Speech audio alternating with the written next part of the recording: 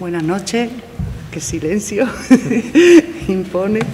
Bueno, pues quiero en primer lugar daros la bienvenida en nombre del Ayuntamiento y disculpar al alcalde, que como sabéis pues le gusta apoyar todo este tipo de actos y más tratándose del caso de Emilio, que como sabéis todos pues es trabajador del Ayuntamiento y nos honra el poder acompañarlo aquí en este día. El alcalde está ahora mismo en otra reunión y le es imposible. Creo que le mandó una carta y todo de disculpas a Emilio. Yo quiero también agradecerle a Emilio que nos haya invitado a estar aquí y para mí pues es un honor y es un placer acompañarlo, porque Emilio es un compañero de fatigas, de fatigas en lo que es la gestión cultural de Palma, porque, ya lo he dicho, que trabaja en el Patronato de Cultura desde hace 9 años, creo,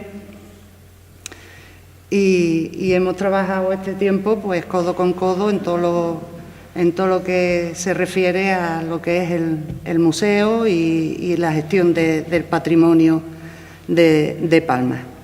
Y además pues lo considero un amigo. Tengo el honor y la, no sé cómo decirlo,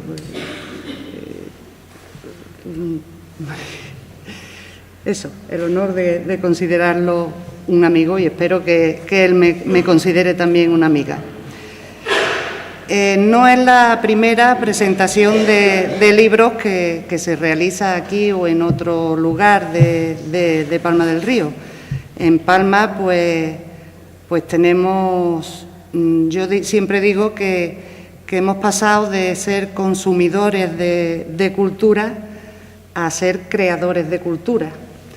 Y no solo en lo que se trata de libros. Hace poco tuvimos aquí otra presentación, en este caso fue un libro más literario, más una novela, pero en lo que concierne a la creación, pues lo sabemos y lo vemos todos los días. Tenemos muchos escritores que se dedican a la literatura, aquí hay algunos y algunas. Tenemos personas que se dedican al teatro y además lo hacen muy bien, a la creación, digo, a la pintura, a la música, incluso al cine. Tenemos también personas que se dedican a eso. Para nosotros es un orgullo que además de consumir cultura, porque Palma del Río es un sitio donde su gente siempre se ha destacado por esa apetencia y esa relación directa con todos los actos culturales, pues también crean esa cultura. Dentro de la cultura, pues una faceta muy importante es la investigación, y es una faceta pues que también tiene su parte creativa y difícil, ¿no?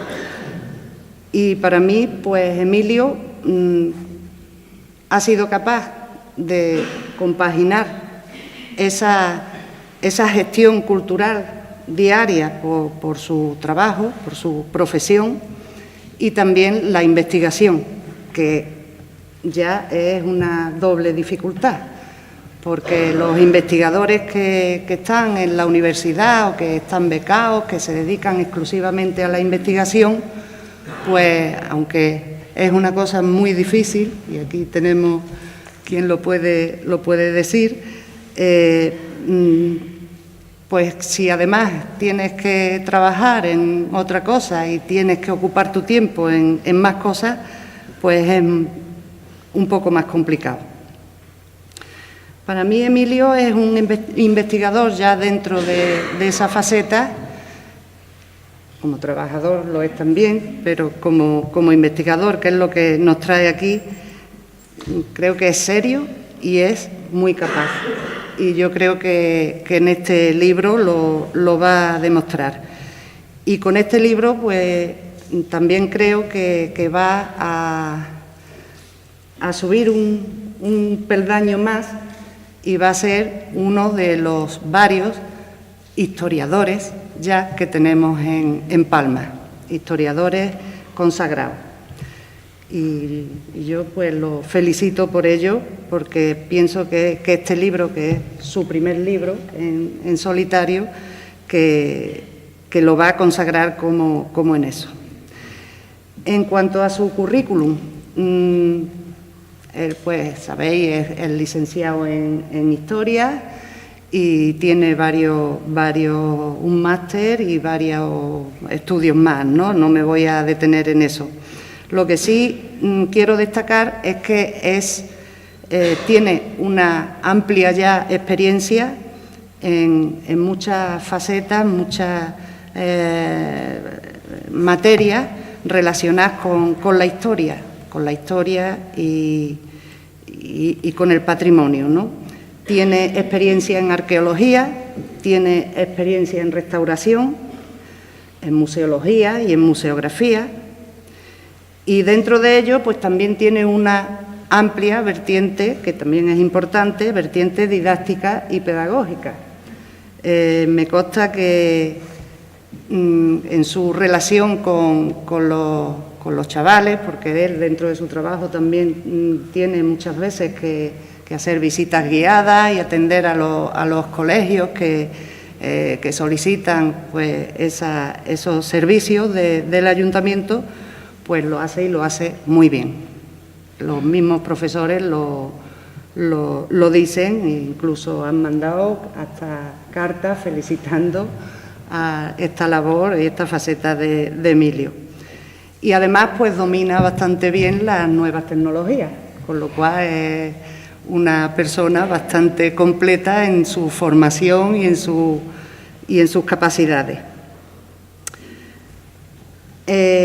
Su investigación y su trayectoria investigadora pues la está centrando en el periodo medieval, que la verdad que aquí en Palma pues estaba bastante desatendido, porque tenemos personas, investigadores, historiadores que se han dedicado en profundidad a la historia moderna, a la historia contemporánea, también a la historia antigua o la prehistoria, pero la historia medieval de Palma estaba un poquito abandonada en este aspecto.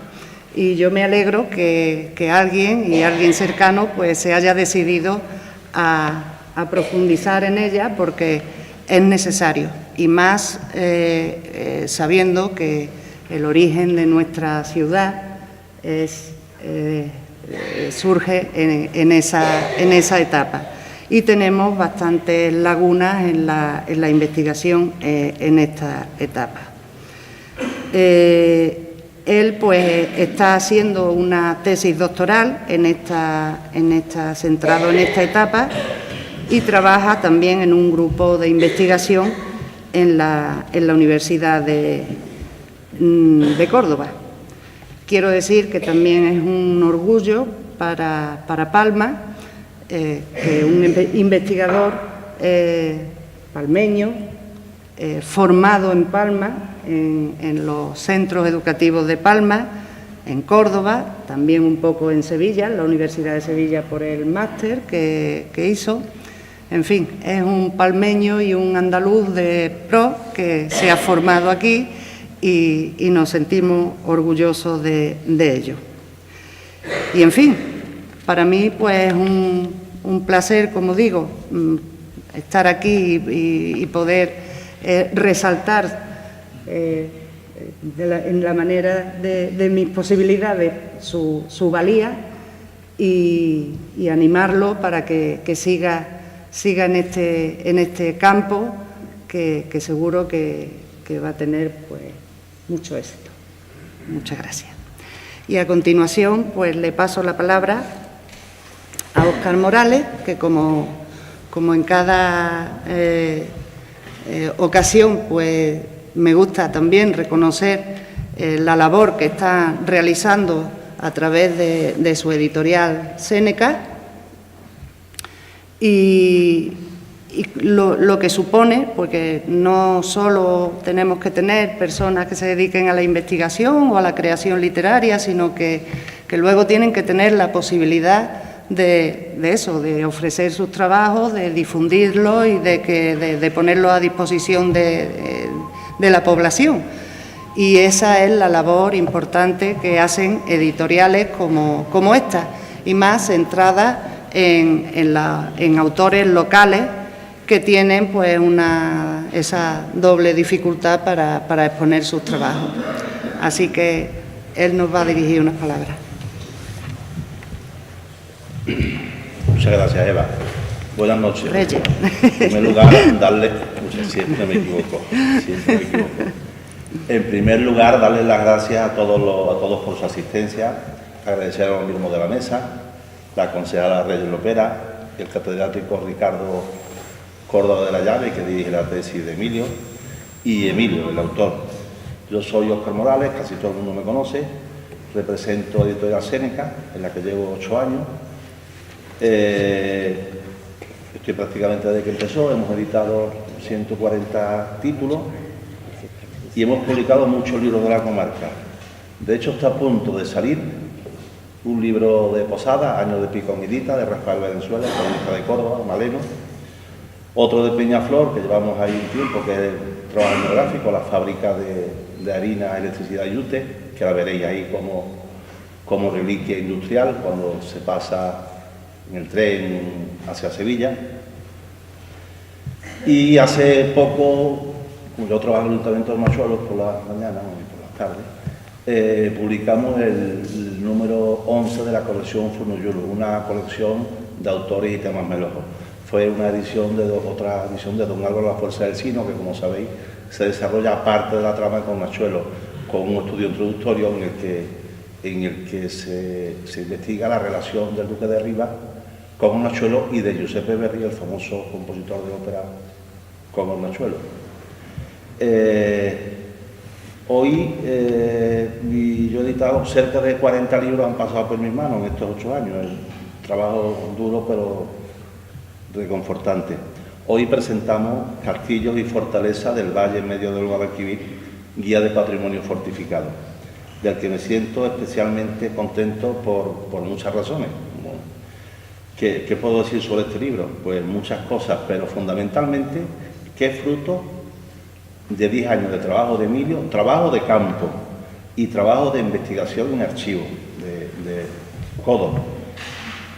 Pocas personas habrá en la comarca que conozcan mejor su patrimonio, porque se lo ha pateado de cabo a rabo. No hay sábado o domingo que no vaya desde Setefilla hasta el Névalo, en lo más profundo de la Sierra de los Nachuelos, hasta Almodóvar.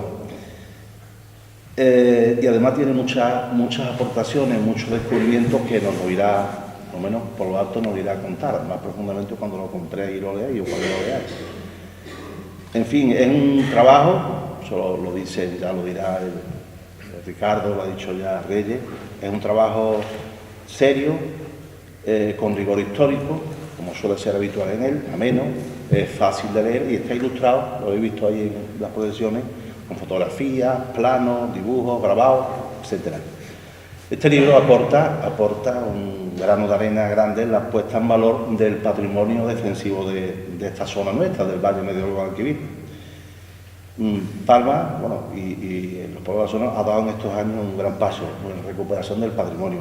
Mencionar la recuperación de la Lóndiga, que fue una sorpresa para todos los palmeños, el jardín arqueológico de la Mesa de San Pedro y la restauración de la torre y ermita de las Angustias. Y ya que hablamos de patrimonio, me gustaría nombrar un artículo que leí el año pasado en El País, de Araceli Pereira, que es presidenta de una asociación España Nostra sobre defensa del patrimonio, que decía que el patrimonio histórico y natural es levadura del desarrollo económico. Nuestro país es una superpotencia por la cantidad de patrimonio histórico, mueble e inmueble que posee. Y recuerda que España, junto a Italia, son los países que más declaraciones de ciudades como Patrimonio de la Humanidad por parte de la UNESCO ha tenido en los últimos años. Creo que es la segunda o la tercera en más patrimonio cultural. Y la conservación, rehabilitación y el mantenimiento de los bienes patrimoniales, eso está a la vista, generan además muchos puestos de trabajo que vienen muy bien en estas épocas de crisis. Y no me alargo más, solamente ¿qué puedo decir de Emilio? Pues el autor. Todos los que lo conocemos podemos decir, sin equivocarnos, que es un trabajador nato. Compatibiliza tu trabajo en el museo con los trabajos de investigación. Muy inteligente, muy modesto, siempre ha sido muy modesto.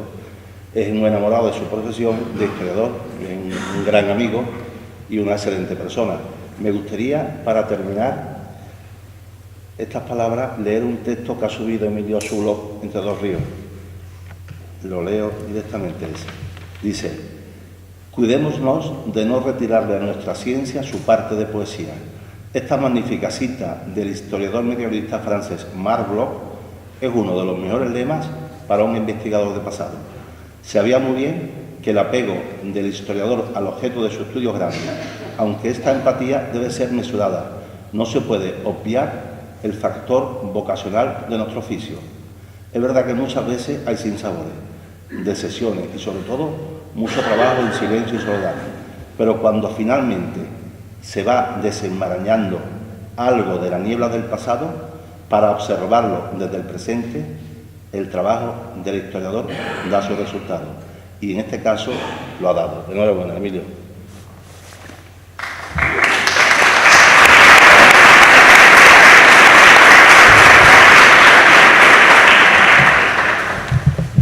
Bueno, pues está con nosotros también Ricardo Córdoba de la Llave, que ya es conocido en Palma porque ha participado en muchas ocasiones, las jornadas Portocarrero, por ejemplo, y además pues ha investigado también sobre ciertos aspectos de la historia de Palma y ha publicado libros sobre ello. Y además es el catedrático que está dirigiéndole la tesis a Emilio y nada, él nos va a hablar también. Bueno, pues buenas tardes a todos y en primer lugar agradecer a los organizadores de este acto, en primer lugar al Ayuntamiento de Palma, también como no a la propia editorial que ha publicado el libro y a Emilio, su invitación pues para compartir unos minutos con todos ustedes, ¿no?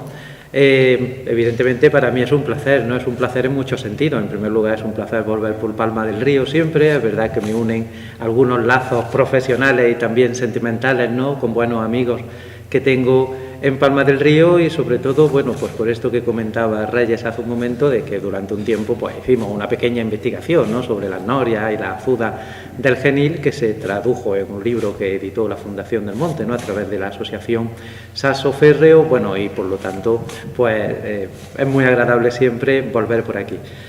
Agradable no solo por ese sentido, sino evidentemente también porque se trata de presentar la obra de un, bueno, en la universidad solemos decir alumno o discípulo, ¿no? Pues es verdad, una persona a la que yo le estoy dirigiendo la tesis, pero que en realidad es un compañero, ¿no? O así deberíamos de catalogarlo, y sobre un tema de enorme interés y de enorme relieve para el mundo medieval, como es el tema de los castillos y de las fortificaciones, ¿no? Hace un momento Óscar comentaba un poco la línea editorial, ¿no? En relación con la publicación de temas, ¿no? Relacionados con esta comarca o relacionados con el ámbito histórico. Hombre, yo lo primero que quiero destacar de todo es la importancia que tiene la publicación de los estudios que se llevan a cabo en la universidad y que se llevan a cabo desde el ámbito de la investigación, igual la investigación estrictamente histórica, documental, que sobre el patrimonio histórico.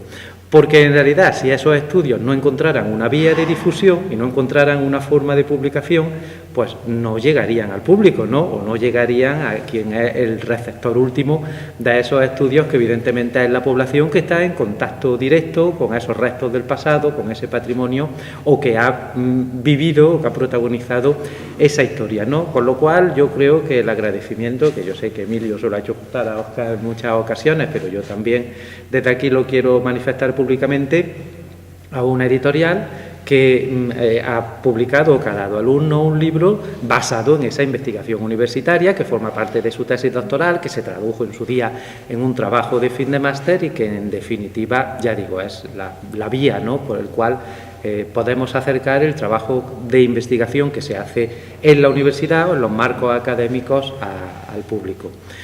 En segundo término, yo quería destacar la propia figura de Emilio, ¿no?, que me une muchos años de relación con él. Creo que ya lo ha dicho Raya anteriormente, creo que es una persona que tiene una formación sólida, que esa formación abarca el campo de la investigación documental, no siempre fácil en época medieval, donde hay que aprender en primer lugar palografía, ¿no?, para poder leer los documentos, que evidentemente no están escritos en una letra asequible, ¿no?, para la mayoría de nosotros, al menos inicialmente asequible, y él es una persona que se ha fajado en el estudio de los archivos, que conoce bien la documentación fundamentalmente de la Baja Edad Media, ¿no?, que es la que nos queda, es decir, del siglo XIII al siglo XV, y que ha trabajado en diversos archivos, bueno, pues buscando datos y buscando una fundamentación histórica a esos datos, ¿no? Pero también que tiene una formación de carácter arqueológico, ¿no?, de carácter arqueológico en técnicas de prospección y de trabajo de campo, también en técnicas de excavación arqueológica. Él ha colaborado, incluso ha realizado, ¿no?, ha dirigido algunas excavaciones en la propia Palma y en otros lugares, ¿no? Desde hace un par de años, por ejemplo, pues ha colaborado también con nosotros, con el equipo que está investigando la parte medieval del yacimiento de Torreparedones, y tiene una amplia experiencia en ese sentido, ¿no? Lo cual, para un estudio como el que presentamos, es idóneo, ¿no? Quiero decir que es un estudio que necesariamente tiene que combinar esas fuentes documentales o esos datos históricos extraídos de los archivos o de la bibliografía con la visita al propio patrimonio, el conocimiento directo de los restos que se conservan y la valoración de esos restos, ¿no? Con lo cual, en ese sentido, creo que es la persona, o era la persona idónea para llevar a cabo un estudio de estas características. Y un estudio que tiene una gran importancia y una gran proyección desde el punto de vista histórico, ¿no? Hace muchos años, he dado durante mucho tiempo clase de una asignatura de arqueología medieval en la facultad, que se llamaba, ¿no?, porque pertenecía al plan de estudio anterior, desde que estamos con los grados nuevos ya no se imparte, Cultura Material en la Edad Media, ¿no? Y cuando yo daba esa asignatura, uno de los temas que se incluían en esa asignatura, que ya digo, no se llamaba arqueología medieval, por no llamarla de esa manera, está dedicado justamente a los castillos y a las fortificaciones.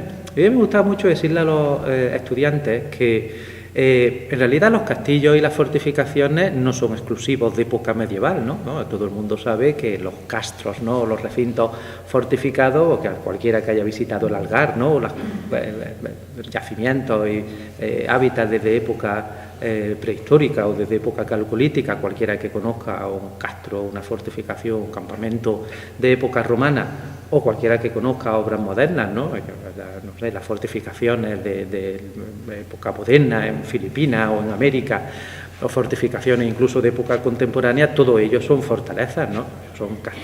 Vamos a decir que se pueden integrar dentro de ese término de fortificaciones, y que, sin embargo, a pesar de que las fortificaciones son propias de cualquier época, cuando pensamos en castillos o pensamos en este tipo de elementos de arquitectura defensiva, normalmente solemos relacionarlo con la Edad Media, ¿no?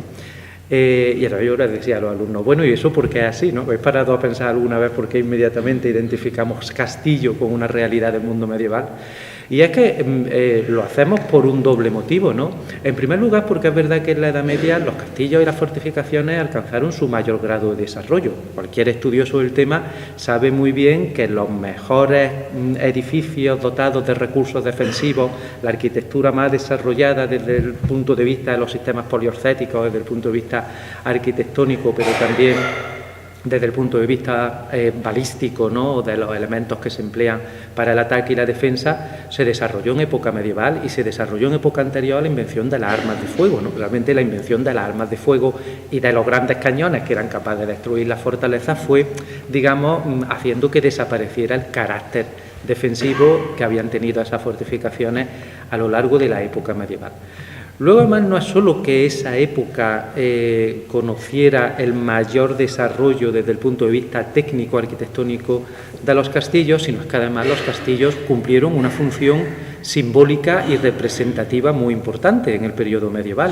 Eran la propiedad de los reyes o la propiedad de los nobles, eran un símbolo del poder señorial y del poder político, y casi que estuvieron vinculados no solo con su función estrictamente militar o defensiva, sino también con una función de representación o de imagen del poder político, ¿no?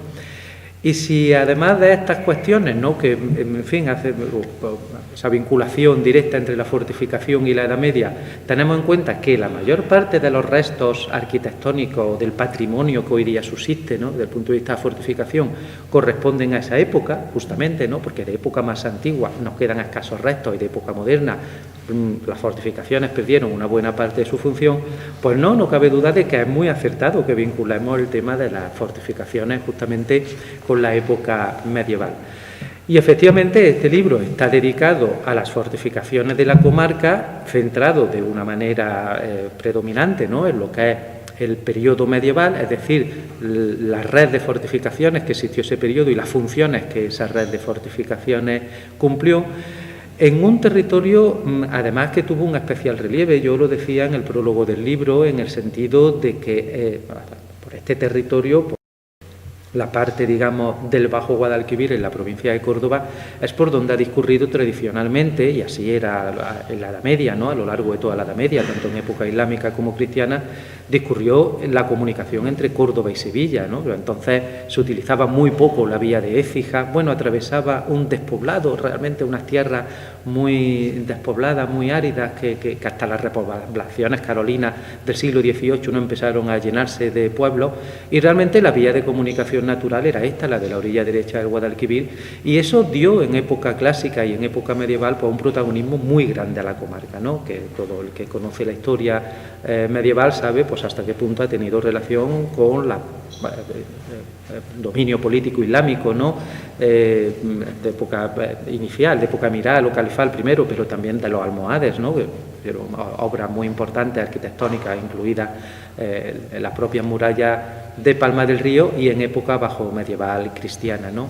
Entonces, a todo ese conjunto de fortificaciones ha dedicado Emilio particular atención en dos grandes ámbitos, ¿no?, es decir, combinando esa información de carácter documental con esas visitas directas y con ese análisis de la arquitectura, de los restos materiales que se conservan, y ello ha dado lugar pues al libro que presentamos, que yo creo que supone pues una aportación de gran relieve para el conocimiento de este tema en esta región y en esta época, y que Emilio pues nos va a contar un poquito con mayor detalle a partir de ahora, ¿no? Con lo cual, por mi parte, felicitarme de la publicación del libro, felicitarme del estudio que ha hecho Emilio, nada, y darle la enhorabuena. Muchas gracias.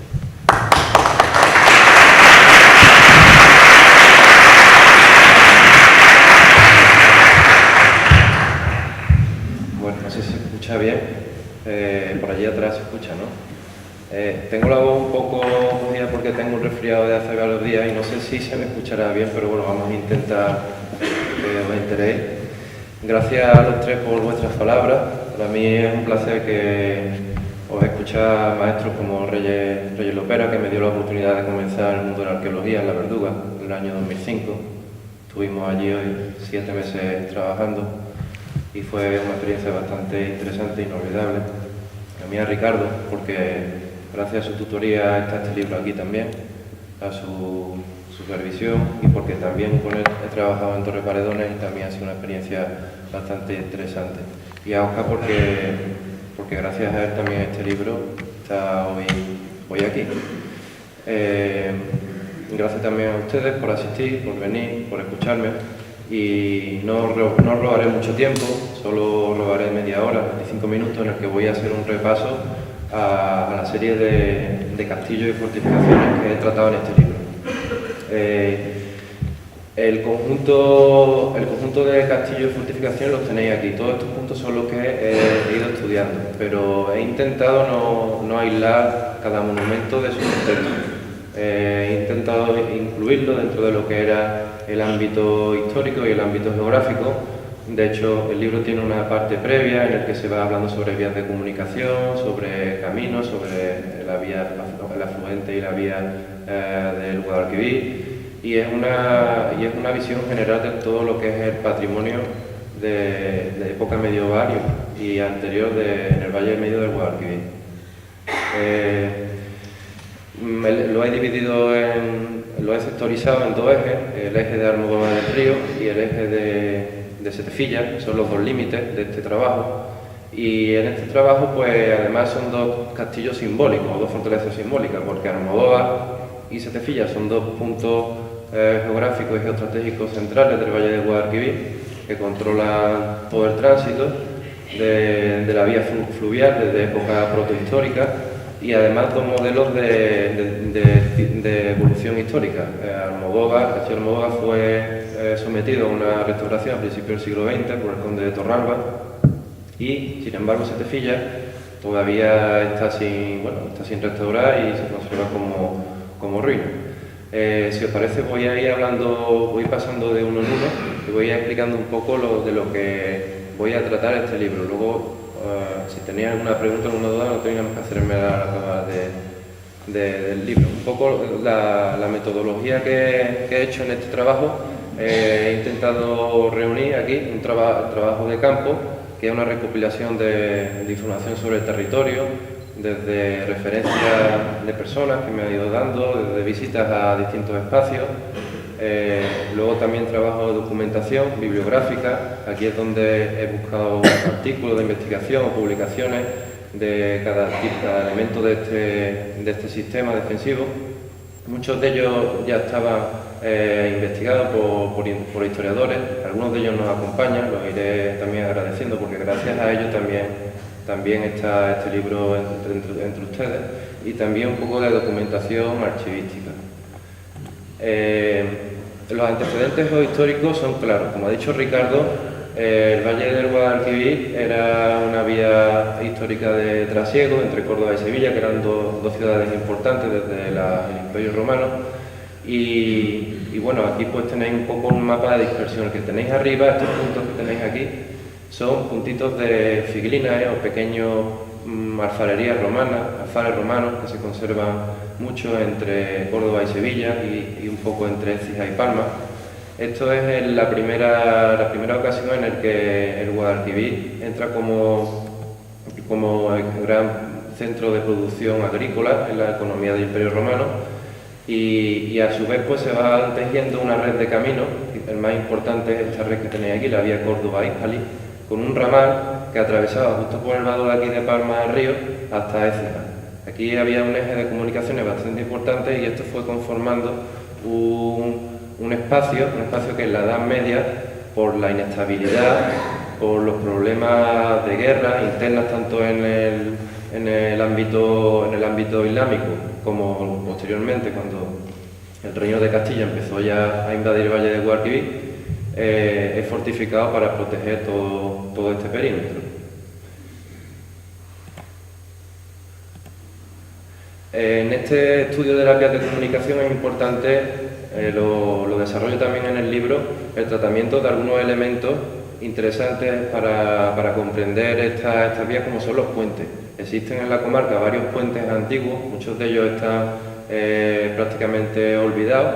Aquí tenéis aquí arriba dos de los puentes más interesantes de uno de los afluentes más importantes del Guadalquivir, que es el Bembeza.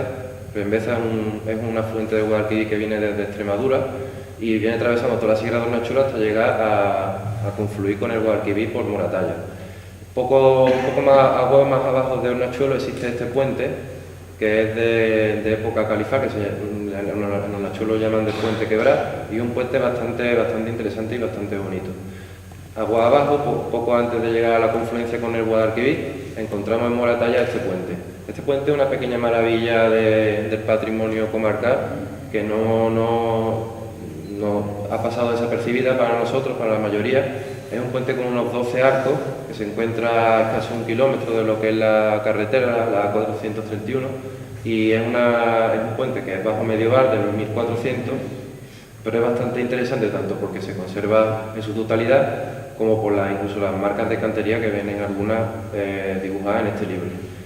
Otras vías otros afluentes del Guadalquivir importantes es el caso del Retortillo. Este puente lo tenemos muy cerca de aquí de Palma, está entre Palma y Peñaflor, en la carretera que divide la provincia de Córdoba y Sevilla, está en medio del puente de la vía y el puente de la carretera. Y queda un arco, este es el arco que se conserva en la orilla de Peñaflor, pero era un puente romano que estaba relacionado con la vía Córdoba y Sevilla en el norte de Guadalquivir. Finalmente, este puentecito que tenéis aquí es del Guadalhora, es un afluente del Bembeza, cerca también de Moratalla, y es también muy interesante porque nos está señalando un camino de época moderna, que salía, como tantos otros, de la vía Córdoba y Sevilla, que era el camino principal. A partir de aquí salían varios caminos hacia el norte, hacia Constantina o hacia Extremadura. Todos estos caminos también están en estrecha relación con lo que voy a tratar, que son las fortificaciones medievales. No podemos ver nunca un monumento aislado de su contexto. Para conocerlo hay que vestirlo también, como las personas, y por eso el contexto es tan importante. El primero de estos castillos, como he dicho, que voy a tratar o he tratado en el libro, es el castillo de Almodóvar. Creo que todos los conoceréis porque es un punto estratégico dentro del Valle de Guadalquivir, dentro de las comunicaciones. Este castillo es el límite de mi trabajo porque también aquí confluyen dos áreas de influencia. Confluye el área de influencia del Guadalquivir medio y el área de influencia de la ciudad de Córdoba. Históricamente el castillo de Almodóvar ha sido la llave de la ciudad de Córdoba, ha sido el último reducto tanto del califato como luego de los reinos de Castilla y bueno, una de las fortalezas más importantes de Andalucía, no solo desde el punto de vista paisajístico, sino porque tiene horizonte desde la prehistoria hasta la Edad Media. Como dije al principio de la comunicación, pues fue restaurado a principios del siglo XX, en 1901 empezaron las obras y bueno, aunque tiene bastantes modificaciones, pero también hay que pensar que los criterios de aquella época eran distintos y que bueno, pues ha llegado a nuestros días porque también se intervino. La siguiente de estas fortificaciones que voy a tratar es la pequeña torre de Guadalcabrilla. Es una torre que está a unos 6-7 kilómetros del castillo de Almodóvar. Aquí la veis, en la fotografía veis que está en el fondo del castillo. El castillo de Almodóvar se encuentra atrás y aquí tenéis la torre de Guadalcabrilla. Esta pequeña torre se ha quedado ahora últimamente aislada porque le han hecho la carretera y le ha pillado la vía del tren al lado, se ha quedado un poco ahí en medio de tierra de nadie, pero tiene también una historia muy interesante porque está creada en el siglo XIV para proteger el camino de Córdoba y Sevilla. Es de origen bajo medieval y tiene tiene tres plantas, tiene planta baja, una cámara intermedia y la parte superior. Tiene también una construcción en sillares, está hecho en sillería y marcas de cantería bastante interesantes. Esta torre está en estrecha comunicación con el castillo de Almodóvar y con este castillo que tenéis aquí, que es el castillo de Posada. Aunque en Posada hoy día no se conserve ninguna fortificación ni ningún resto de fortificación, existía un castillo que estaba también en relación con este camino de Córdoba a Sevilla y también guardando la desembocadura de este arroyo, arroyo de Triana o arroyo del Barranco, en el que también confluían caminos de sierra.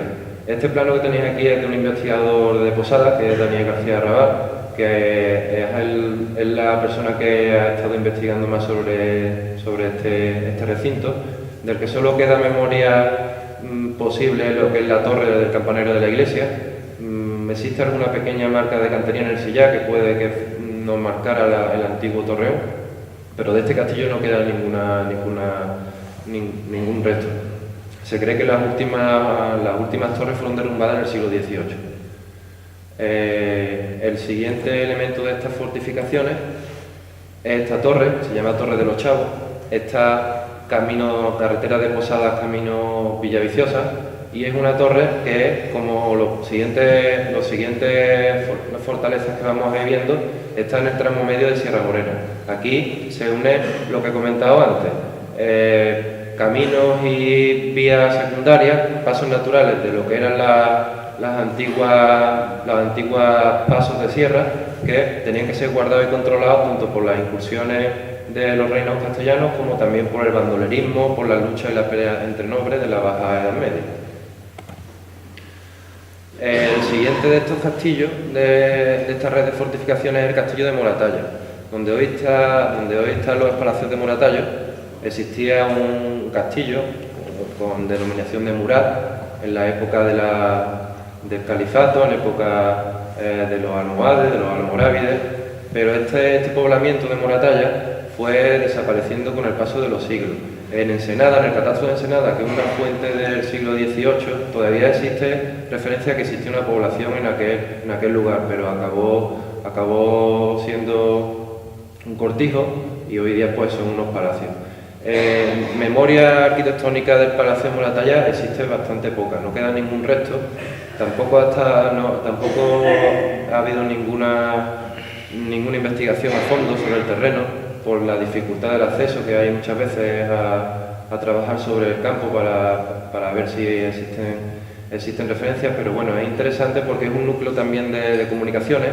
En Moratalla desemboca el río Bembeza, que como he dicho antes viene desde Extremadura, y es un paso natural, una vía de comunicación importante a guardar conforme llega la Reconquista y estaban entrando las tropas cristianas. Y esta moneda que pongo aquí en la diapositiva es interesante porque no viene incluida en el libro, porque la he incluido esta semana, porque todas estas cosas, la historia es una ciencia de construcción y esto es de los pequeños añadidos que van llegando con el tiempo. Esto es una moneda almohade que aparece en un fondo arqueológico que se llama Fondo Arqueológico Ricardo Marsal, un coleccionista que era ingeniero de Écija. Tenía un montón de piezas compradas, de espolio desde hacía 50 años. Y finalmente, después de unos pleitos con la Junta de Andalucía, decidió entregársela a la Junta. La Junta la ha estado inventariando y gracias a esto pues, hemos podido conocer algunas pequeñas piezas de la comarca. En este caso, esto es una moneda de oro de una ceca de Almería, pero que fue encontrada en Moratalla. Seguramente estaría asociada a este poblamiento islámico, a esta Murat de época árabe, y la verdad que sería un lugar bastante interesante porque vemos que tenían elementos de valor bastante grandes. Aquí tenéis un poco este es el plano del puente que comenté antes, que se conserva en Moratalla, lleno de cañas y lleno de zarzas, pero que es un monumento bastante importante.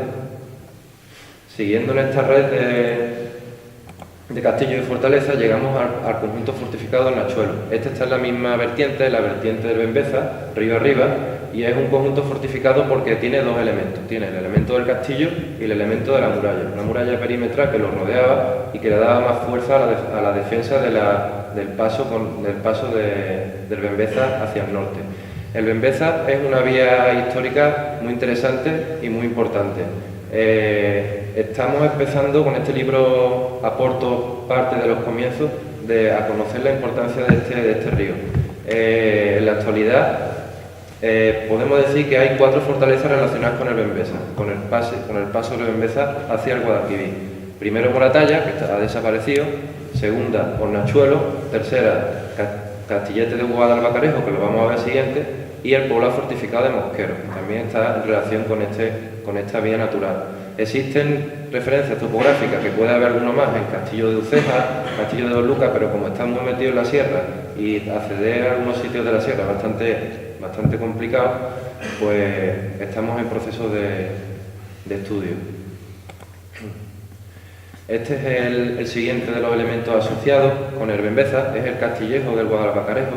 Es una pequeña plataforma de control del Guadalbacarejo, que es un arroyo de sierra que desemboca en el Bembeza, y es una plataforma del que solo se conserva un muro plataforma de 1 metro escaso 70 centímetros. Controla todo el paso de la zona de la sierra, y la única referencia que existe es de época bajo medieval, de 1262, cuando se establecen los límites de término entre Hornachuelo y Posada. Se habla que en el límite de Hornachuelo y Posada existía un castillejo en la zona del Guadalcarejo. Este castillejo es este que tenemos aquí, además aparece en zona, en plano topográfico, y lo tenéis, con el nombre de Cerro de los Castillejos. Como esta denominación, Cerro de los Castillejos, Atalaya, Atalaya de Nublo, Cerro del Pueblo, todo esto encontramos en la sierra un montón de referencias. Que puedan existir allí pueblos, puedan existir poblados, puedan existir algún tipo de ruinas, puede ser muy probable. El problema es acceder a ello. Estoy intentando desarrollar mi estudio también en ese ámbito y espero pronto tener algún resultado. Uno de los lugares más interesantes que aporto en este trabajo es el poblado fortificado de Mosquero. Mosquero es una fortificación, una ciudadela, un pequeño pueblo que se encuentra a 600 metros de altura, en medio de la sierra. Lo tenéis aquí, está situado aquí. Para que os hagáis una idea, está cerca de San Calixto. En lo que hoy día es el monasterio de San Calixto, en la bifurcación de la carretera hacia el Cabril y hacia las Navas, enfrente, se conserva este poblado. Un poblado fortificado que conserva muralla perimetral, defensa interior y las casas a un metro, con 1 metro de muro de altura. Es una maravilla que se conserva aquí, en este cerro, aquí arriba. Existía una población que se habitó durante un periodo de tiempo y que por algunas circunstancias se deshabitó rápido. Seguramente estuvo relacionado con la zona de la época medieval, en el poblamiento medieval en la sierra, y por las incursiones, por algún tipo de inestabilidad política se deshabitó. Las casas quedan, para que os hagáis una idea, a esta altura. Tenéis casas con planta cuadrada y con muros de metro y medio. Además de eso, pues se conservan hornos y se conservan calles, se conserva incluso necrópolis.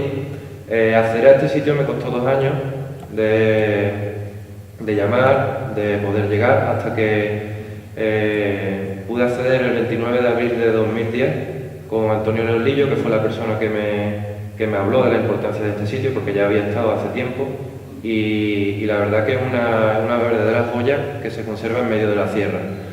Según me hablan gente de Hornachuelo, existen otros sitios similares, en la zona de la Tiesa, en la zona del Castillejo también, pero acceder a los sitios es el gran problema. El problema del historiador, de los investigadores, es que si no nos ponen cerca o no nos facilitan la materia prima con la que trabajamos, es más complicado realizar nuestras investigaciones, y para acceder a estos sitios es bastante difícil. Siguiendo esta línea de fortaleza, damos un salto, nos bajamos al valle y nos venimos a Palma del Río. Palma del Río es el punto central de las comunicaciones del Guadalquivir entre Córdoba y Sevilla. No es el punto central por casualidad, sino porque aquí se juntan, en este espacio de tierra se junta el Guadalquivir y el Genil, que es su afluente más importante, y además está cerca de la ciudad de Écija, una ciudad histórica bastante importante. En época romana también tenemos enfrente la ciudad de Celti, hoy día es Peñaflor, y esto es un verdadero nudo de comunicaciones de la historia. Aquí han pasado un montón de culturas y, como no podía ser menos, la cultura islámica dejó sus primeras referencias en el año 799. La primera mención de Palma en la historia siempre ha sido atribuida al hallazgo del cuerpo del mártir San Luis en el mártir de los santos de San Eulogio en el año 855, cuando dijo que en el Picus de Palma se recogió el cuerpo del mártir San Luis que tiraron desde Córdoba cuando se rebeló contra el califa, contra el emir, perdón. Y desde entonces esa es la primera mención de Palma, pero existe una mención de Palma anterior que ha pasado desapercibida para la historiografía local y que es de 50 años antes. 50 años antes existía una guerra civil entre Alaquén, el futuro emir Alaquén, y su tío, Sulimán de Abu Ayub. En esta guerra civil, Sulimán de Abu Ayub tenía unas tierras cerca de Écija, y aparece en esa mención, aparece que tenía tierra en Balmat de Abu Ayub recibe ese nombre. Aquí, cerca de la confluencia del Guadalquivir y el Genil, Alaquén venció a Suleimán de Abu Ayub y finalmente su tío se exilió y acabó muriendo en la sierra de Constantina. Posteriormente, en el 855, aparece la referencia tradicional de la muerte y el hallazgo del cuerpo de San Eulogio. Luego, posteriormente, existen también fuentes árabes que hablan de que esta zona recibía el nombre de Calat de Abu Ayub, en referencia al pasado de Abu Ayub. Todavía queda memoria de este hombre, porque daba un pequeño sitio fortificado, un pequeño sitio de control de la Unión del Guadalquivir y el Genil, aunque todavía no existían las murallas como hoy las conocemos, porque las murallas son de origen almohade, de unos 200 años posteriores. Corriendo la historia, existen fuentes árabes que son las más complicadas de investigar por la dificultad de las fuentes, que hablan del lugar central que tuvo Palma y esta zona del Valle del Guadalquivir en la historia de la España islámica. En el año 1085 después de Cristo, aproximadamente, el rey Al-Mutamid de Sevilla estaba siendo asediado por los almorávides. Los almorávides es una dinastía que venía del norte de África, de lo que hoy día es Marruecos, y que en principio vino a ayudar a las taifas de Andalucía, de la Hispania musulmana, para contener el avance de los reinos cristianos. ¿Qué pasó con los almorávides? Vieron que existían muchas divisiones entre estos reinos de taifa y se decidieron acabar con estas divisiones, unificando todo el territorio de Al-Ándalus bajo su corona. El último escollo que les quedaba para tener todo Al-Ándalus bajo su poder era la taifa de Sevilla, que era bastante importante, que estaba bajo el reinado de Al-Mutamid. Al-Mutamid pidió ayuda a los reinos de Castilla. Pidió ayuda, para que os hagáis una idea, un rey taifa de musulmán pidió ayuda a un reino cristiano para que lo socorriera ante el avance de los almorávides. Los reinos cristianos le mandaron ayuda, atravesaron tropas por la zona de la sierra, se encontraron aquí en la zona del Guadalquivir y se encontraron en Palma del Río con los almorávides y finalmente los almorávides los vencieron aquí. Esta importante batalla decantó el futuro de la España musulmana y la España islámica.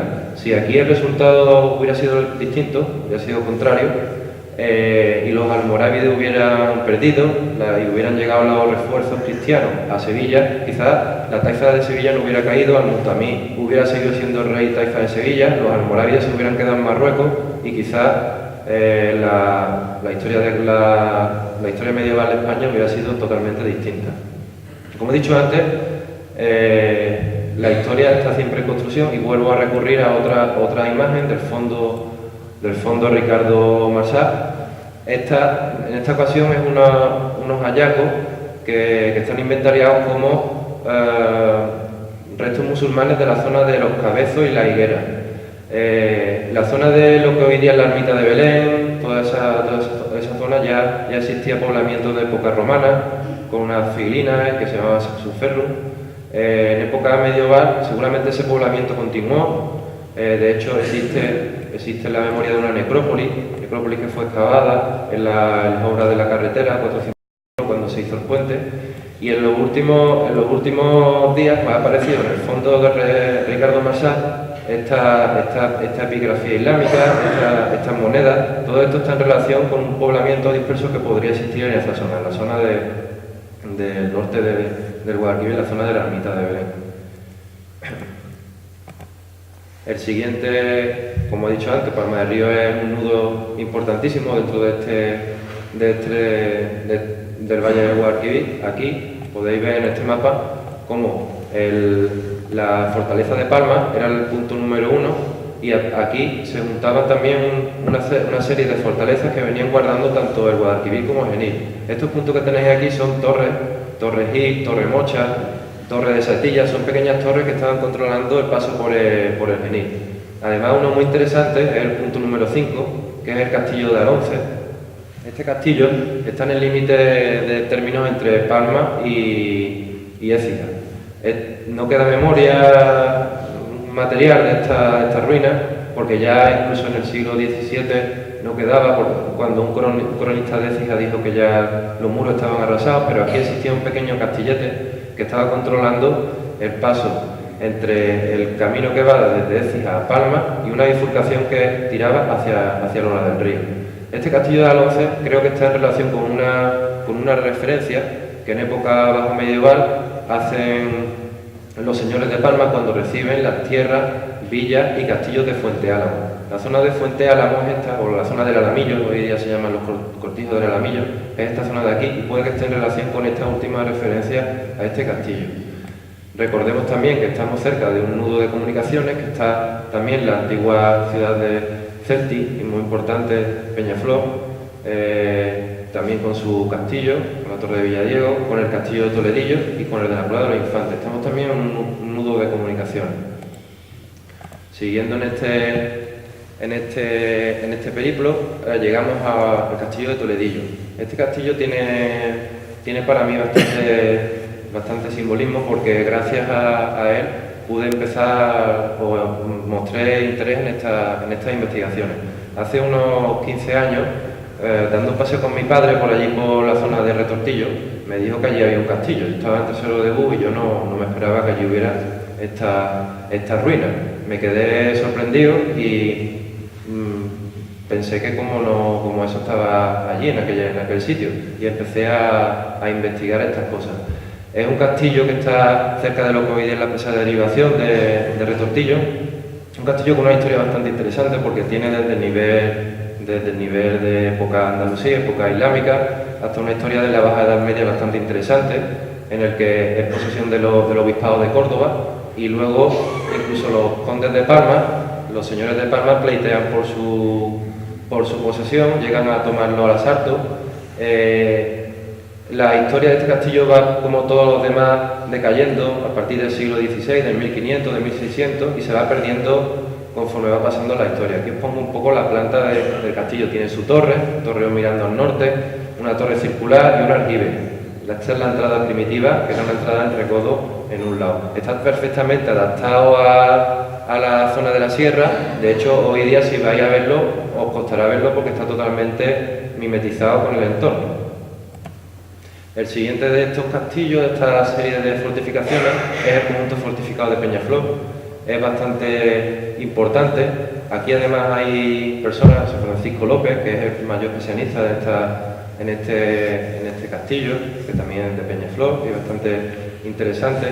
Está hecho en tapial, conserva solo parte de su muro sur, como la muralla de Palma y como también la muralla o el castillo de Lora.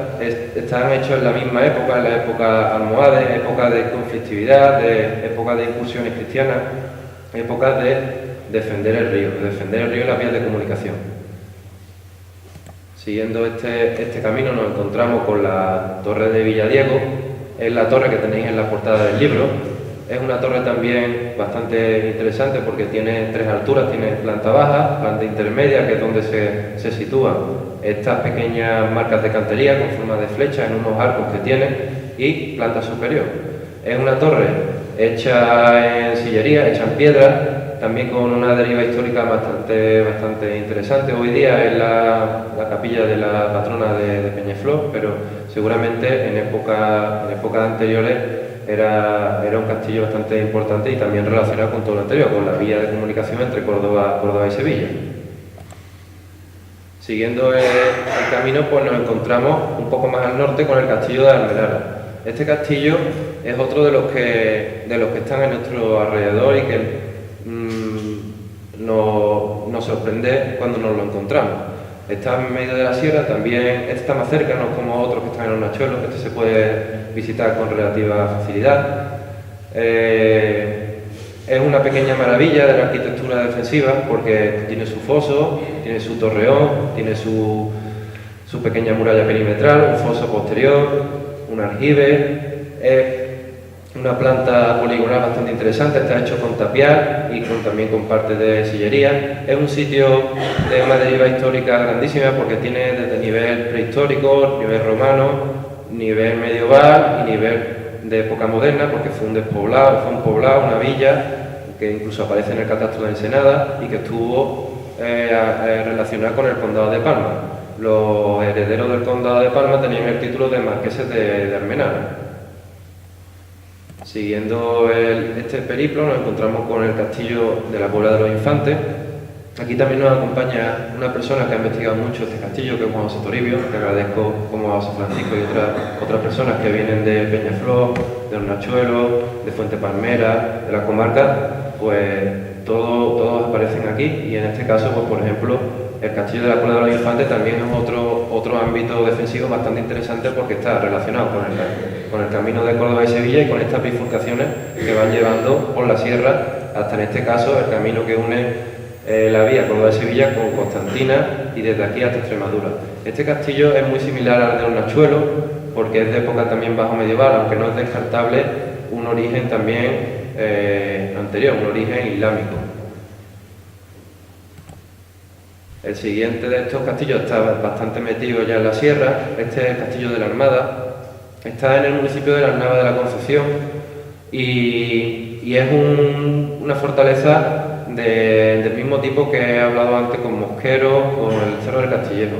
Son este tipo de pequeños enclaves que se encuentran aislados, que se encuentran en altura a unos 400, 500 metros. Hay pocos restos en superficie, pero son bastante interesantes. La mayoría de estos enclaves están relacionados con el trasiego de comunicaciones con el valle y también con la explotación de minerales de sierra, minerales y explotaciones ganaderas. El castillo de la Armada recibe el nombre en época islámica de Firri. Hay algunas fuentes que hablan de que su nombre era Firis, pero está todavía todo, como todas las fuentes islámicas, está también todo un poco en el aire, esta referencia. Siguiendo el camino, pues llegamos hasta el castillo de Setefilla. El castillo de Setefilla es uno de los límites, junto con el castillo de Almodóvar, de todo este trabajo. Es una maravilla también de la arquitectura fortificada. Tiene niveles desde la prehistoria, desde incluso Bonsor, apareció aquí una estela grabada y Bonsor hizo algunas intervenciones, de algunas cosas orientalizantes, tiene piezas orientalizantes y es un sitio bastante estratégico. Hoy día el estado del castillo de Setefilla es ruinoso. Tiene bastante importancia, pero también hay que tener en cuenta que todos estos lugares tienen que tener algún tipo de protección, porque cada vez que vas allí te vas dando cuenta que se va derrumbando cada vez más y no se interviene, ni se por lo menos se conserva. Aquí tenéis un poco la división o el dibujo, el trazo de este castillo. Tiene una muralla grande, perimetral, con su torreón, una torre que defiende la entrada, luego una división interna con una torre del homenaje bastante importante y dentro un aljibe. El castillo de Setefilla tiene una historia interesantísima porque tiene en época islámica bastante importante en el ámbito de la comunicación entre Córdoba y Sevilla. Y luego también cuando la reconquista, cuando las tropas cristianas llegan al Valle del Guadalquivir, Castilla, rey de Castilla, le dona esta fortificación a la Orden de San Juan de Jerusalén. La Orden de San Juan de Jerusalén es una orden de caballería, una orden hospitalaria, que junto al temple eran de las órdenes que estaban custodiando a los peregrinos que iban a Jerusalén. Ellos establecieron en Lora una bailía y aquí establecieron su cabeza, en la fortaleza de Setefilla. En el libro hay un texto muy interesante, que es una fuente islámica que habla sobre una batalla que se produjo aquí en el castillo de Setefilla, que os recomiendo que leáis porque vais a ver la visión o las crónicas desde el punto de vista de los árabes, que no siempre las crónicas o las visiones nos enseñan la historia desde el punto de vista del supuesto enemigo. Finalmente llegamos al otro vértice, el vértice final, que es la muralla, Castillo de Lora del Río. Aquí existía un conjunto fortificado bastante interesante, que primero se creó como muralla, como castillo, que tenéis aquí, esta fotografía. Es un castillo con la misma forma de construcción que la muralla de Palma, hecha con tapial, con tierra, seguramente del mismo periodo histórico, almohades, y con una deriva histórica bastante bastante interesante. En la actualidad se conserva en una situación bastante triste, bastante pobre. Podéis ver cómo está un poco dejado al expolio. Aquí se han puesto algunos cobertizos, en fin, hay vacas siempre por aquí rondando. Es un sitio que debería de estar por lo menos, si no, por lo menos adecentado. Y bueno, aquí tenéis un poco la traza. Existía, aparte de este castillo, existía una muralla en Lora, pero tampoco se conserva nada. El crecimiento urbano, en muchos de estos casos, en muchos de estos castillos lo ha acabado asumiendo, lo ha acabado derribando o se ha adaptado a nuevos usos. Todo este proceso, todo este trabajo de investigación está en crecimiento, no está parado. Existen nuevas referencias, existen nueva información, que es la que estoy procesando constantemente. Existen cosas como estas, cosas extrañas que existen al lado del río, puntos de control, puntos de situación. Esto es un pequeño círculo de unos 15 metros que Manuel López Cuenca hace un par de años me comentó que existía aquí cerca del Guadalquivir, que fui a verlo, y que puede estar relacionado con una referencia de un humanista cordobés que habla que cerca del Castillejo, donde las aguas rompen, es uno de los sitios más difíciles para el tránsito del Guadalquivir, para la recuperación de la navegación.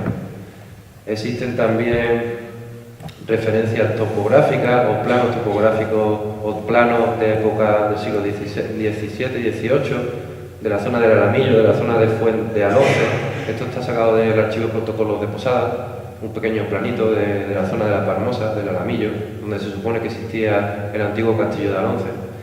Y una de las últimas sorpresas que nos ha dado el Instituto Geográfico Nacional es la publicación de las minutas topográficas. Son unas minutas de los primeros planos topográficos y donde extrañamente encontramos bastante más información que en los planos topográficos actuales. Existen aquí referencias de castillos, de posibles ruinas, que puede que sean, puede que luego lleguemos allí y no haya nada, pero aquí está, el Castillo del Comendador, cerca del Pantano del Águila, y Castillo de Ucena, en el Bembézar arriba.